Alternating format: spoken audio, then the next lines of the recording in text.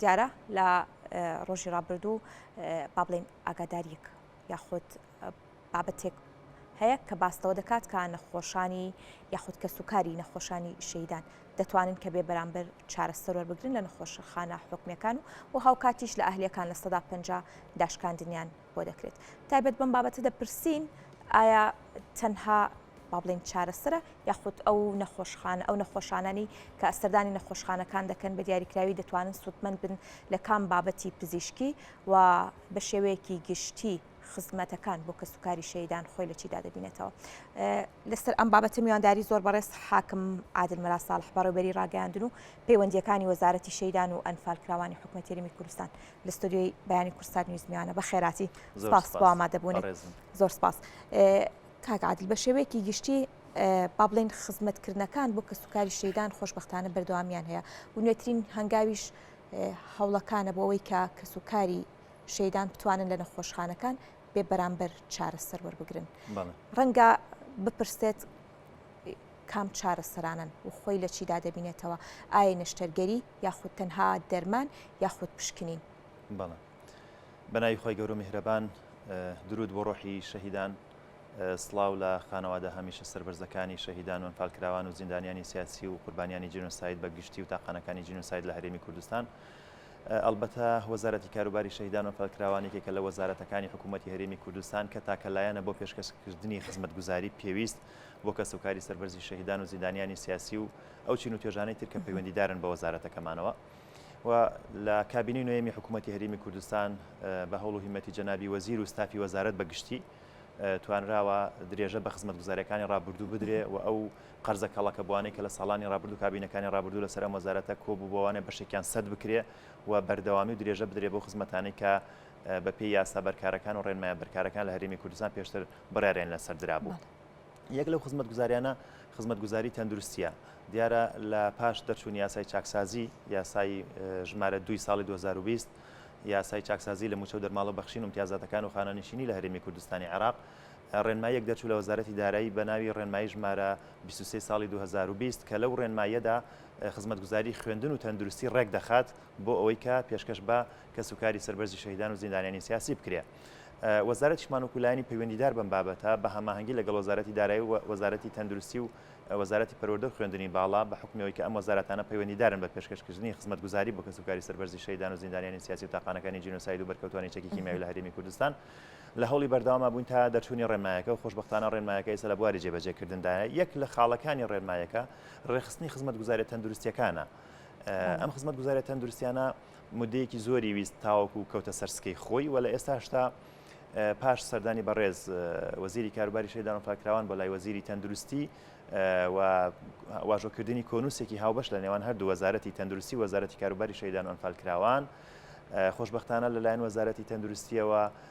ئەو کۆنووسە و ئەو کۆنووسە هاوبەشە ئاراستەی بەڕێوەبەراتی گشتەکانی تەندروستی لە هەموو پارێزگەکان و ئیدارە سەربەخۆکانی ڕاپەڕین و گەرمیان و زاخۆ سۆران کراوە و بۆ ئەوەی کە کاری لەسەر بکرێ و تەنها خاڵێک ماوە ئەوش ئەوەیە کە ئەم کۆنووسە و ئەم کارە هاوبەشەی لە نێوان هەردوو وەزیری تەندروستی و وەزیری کاروباری شەهیدان و ئەنفالکراوان واژۆ کراوە بڕیاری ئەنجومەنی وەزیرانی پێدەدەچێت لەو ڕۆژانەی دوای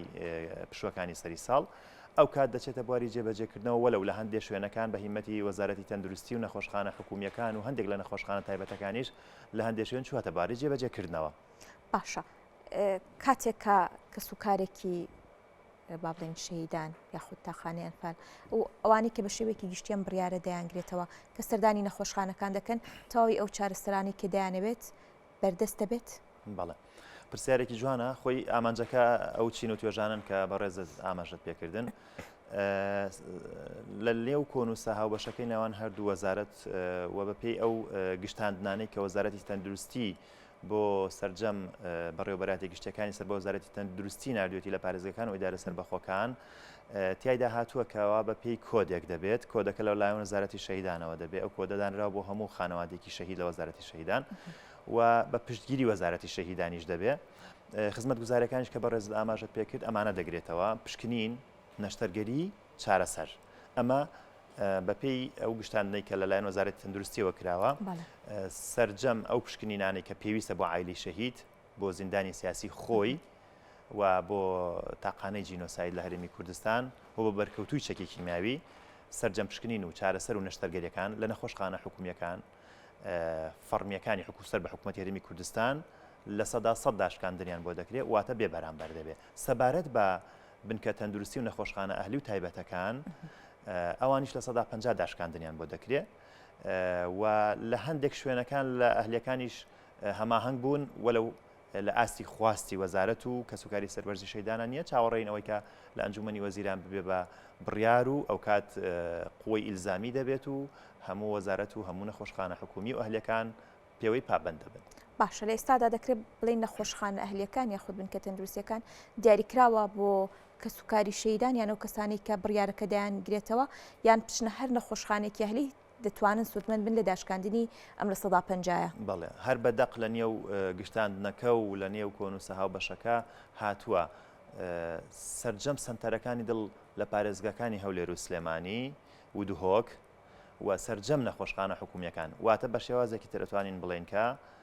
دەرگای سەرجەم نەخۆشخانە حکومیەکان واڵا دەکرێت بۆ کەسوکاری سەربەرزی شەیدان و زیندانیانی سیاسی بەرکەوتوانی چەکی کیمیا و تاقانەکانی جینۆساید و ئەمە بەبێ بەرامبەر و لە 100% داشکان و لە نەخۆشخانە تایبەتەکان و سنتەرە تایبەتەکان ئەو لە 150 داشکاندنیان بۆ دەکرێت. بەڵێ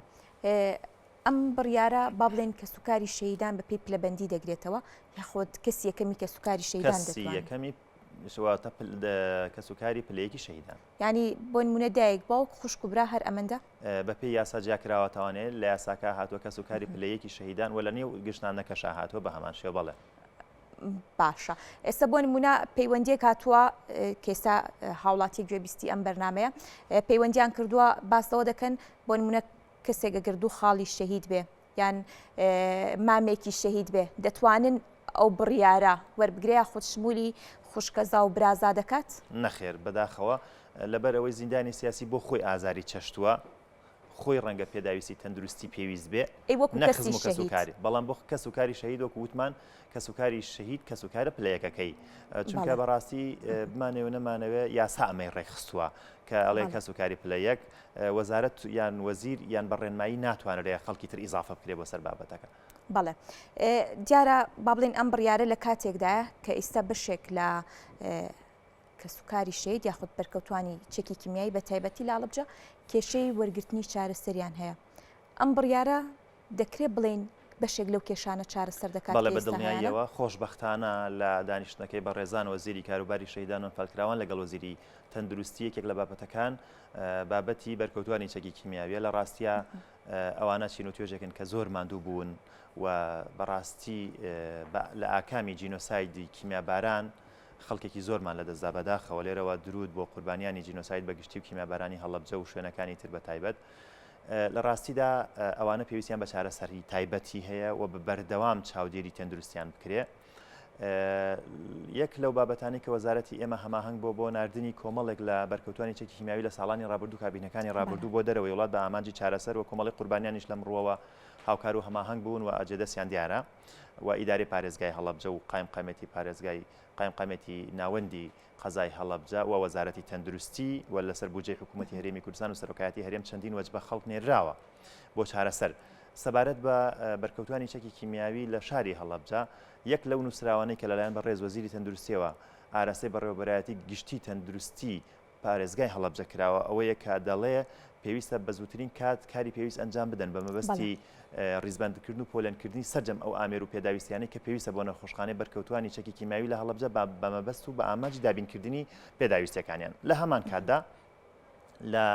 گشتاندنەکان و لە کۆن و سەهاو بەشەکەی نێوان هەردوو بەڕێزان وەزیری شەیدان وەزیری تەندروستی یەکێک لە خاڵەکان ئەوەیە کە هەر لە ڕێنمایی ژمارە 23 دارایی ساڵی 2020 وەزارەتی دارایی شەهاتووە کە بە هەماهەنگی لەگەڵ وەزارەتی ئێمە دەرکراوە یەکێک لە بڕیارەکان ئەوەیە کە بەرکەوتوانی چەکی کیمیاوی لە دوای سەر لە نوێ پشکنینەوەیان چونکە بێ سەر لە نوێ پشکنینەوە بکرێت بۆ سەرجەم بەرکەوتوانی چەکی کیمیاوی لە پاش دەرچوونی یاسای چاکسازی لە پاش پشتڕاستکردنەوەیان و دەرچوونیان لە فلتەری یاسای چاکسازی و لە دوای پشکنینی نوێ ئەوە هەر کەسێک پشت ڕاست کرایەوە کە بەڵێ ئەمە بەرکەوتوی چەکی کیمیاویە و ڕێنمایەکان دەیگرێتەوە لە دوای دەرچوونەکەی و پشتڕاستکردنەوەی ئەو کات دەفتەرێکی چارەسەری بۆ دروستەکرێت بەم دەفتەرە چارەسەرە سەرجەم پێداویستیە پزیشکیەکانی و چارەسەرەکانی بەبێ بەرامبەر لە هەمان نەخۆشخانە یا لە نەخۆشخانەیەکی تری بەدیل وەردەگرێ بەبێ بەرامبەر. بەڵێ دیارە هەر لە چوارچێوەی خزمەتگوزاری پزیشکی و تەندروستیەکانە بمێنینەوە ڕەنگە هەندێک نەخۆش بە تایبەتی بەرکەوتوانی چەکی کیمیایی چارەسەرەکان لە کوردستان نەبێ کە زۆریش داوای ئەم بابەت دەکەن بۆ وەرگرتنی چارەسەر بنێدرێتە دەرەوە خزمەتگوزاری زیاتر لەمڕۆوە بۆ ئەو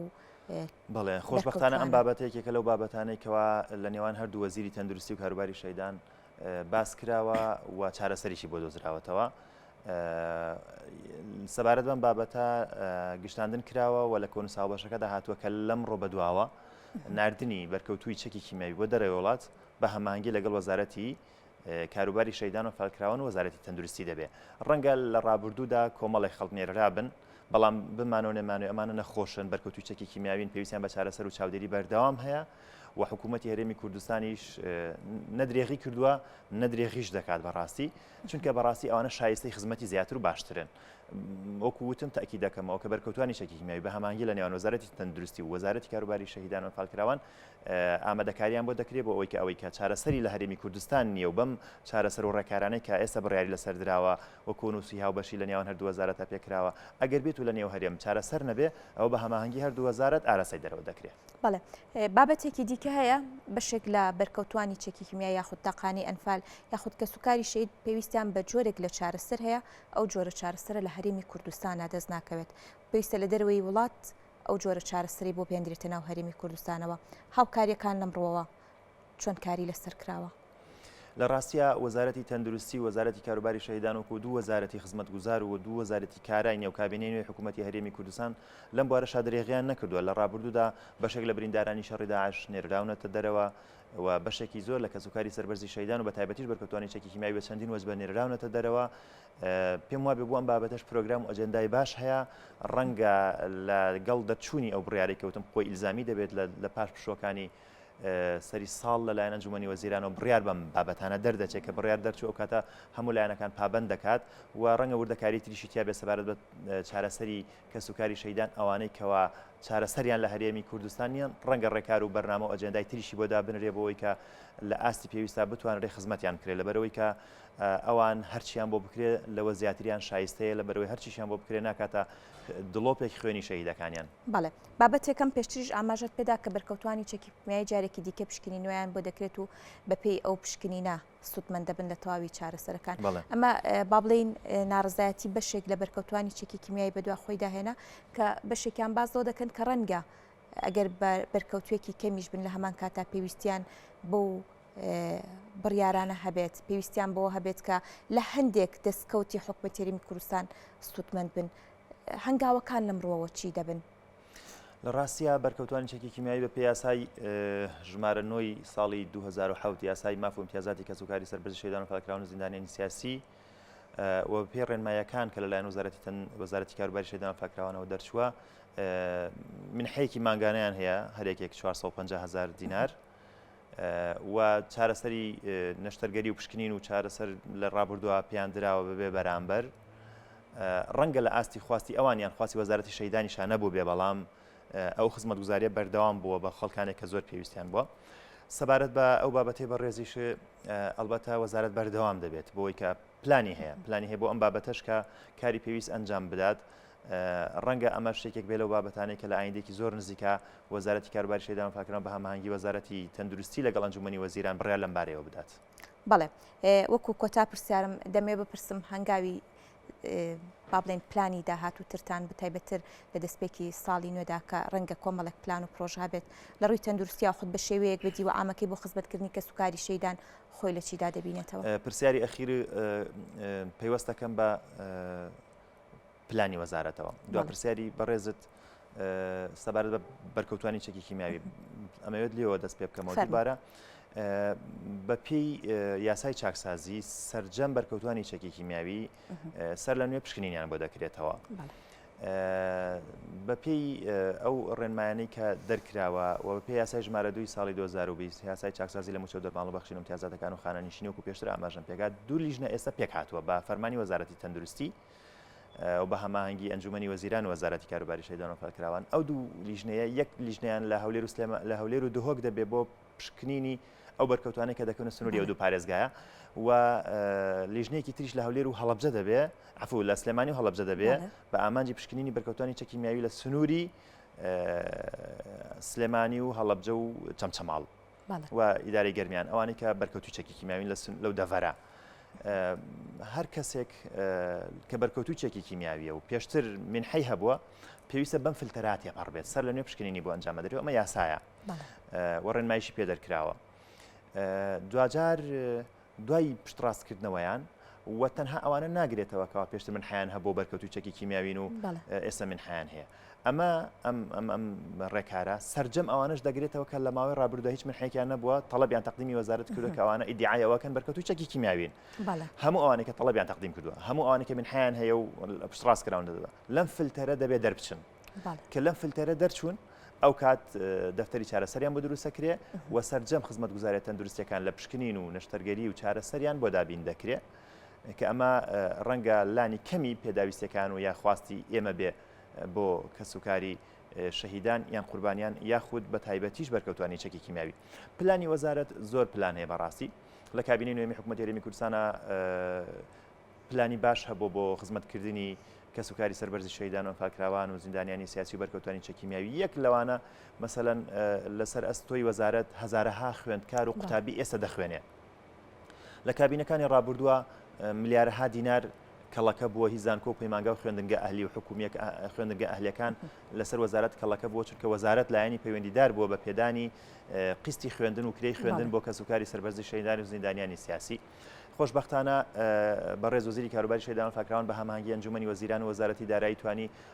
زیاتر لە 90 ملیار و 686 ملیۆن دینار ڕەزامەندی خەرجکردنی وەربگرێت و بیداتەوە بە زانکۆ و پەیمانگا و قوتابخانە ئەهلیەکان بۆ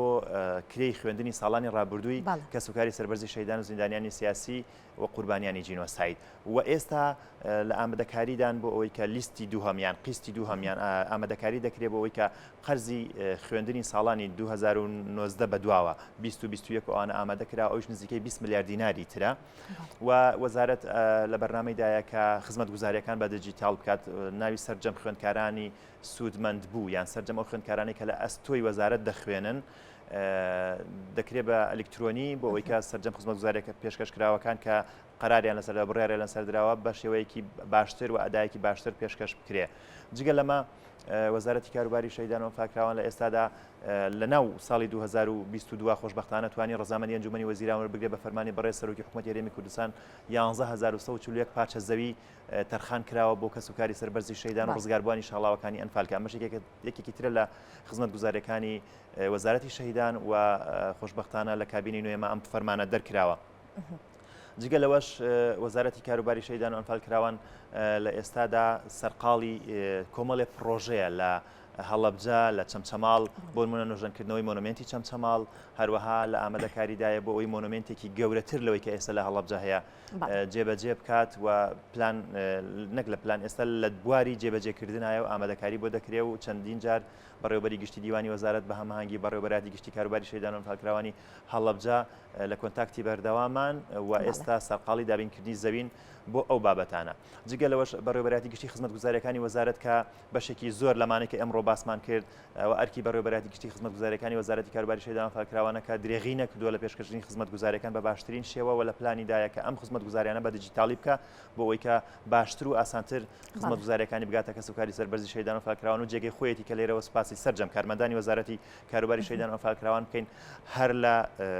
ناو دیوانی وەزارەتەوە تا بەڕێوەبەری گشتیەکان و بەڕێوەبەراتیەکان و نووسنگەکانی شار و شارۆچکەکان کە هەمیشە لە خزمەتی کەسوکاری سەربەرزی شەهیدان و زیندانیانی سیاسی و بەرکەوتوانی چەکی کیمیاوی تاقانەکانی جینۆسایدا بوون کە لە ڕاستیدا ئەمە ئەرک و واجبێکی پیرۆزە کە ئێمە پێویستە هەمیشە لە خزمەتی کەسوکاری سەربەرزی شەهیدان بین و شەرەفێکی گەورەشە. بەڵێ زۆر سپاس بۆ ڕوونکردنەوەکان سپاس بۆ حاکم عادل مەلا ساڵح بەڕێوەبەری ڕاگەاندن و پەیوەندیەکانی وەزارەتی شەهیدان و ئەنفالکراوانی حکوومەتی هەرێمی کوردستان دووبارە سپاس بۆ ئامادەبوونیت بەخێراتی.